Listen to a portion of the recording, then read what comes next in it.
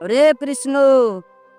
এই যে আমাদের মাঠে যাওয়ার যাতায়াতের রাস্তা, রাস্তাটি অনেক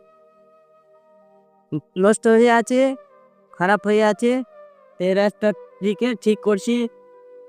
এই নিচের রাস্তা ঠিক করিলে স্বর্গে যাওয়ার রাস্তা একেবারে সুন্দর আনন্দময় হবে, কোনো জায়গায় বাধা বিঘ্ন হবে না।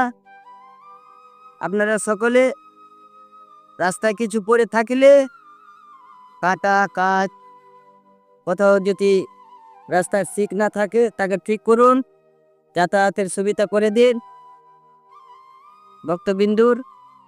তবেই শ্রী রাধা কৃষ্ণের চরণে অবশ্যই খাই পাইবেন এবং তার কৃপা অবশ্যই লাভ করিবেন।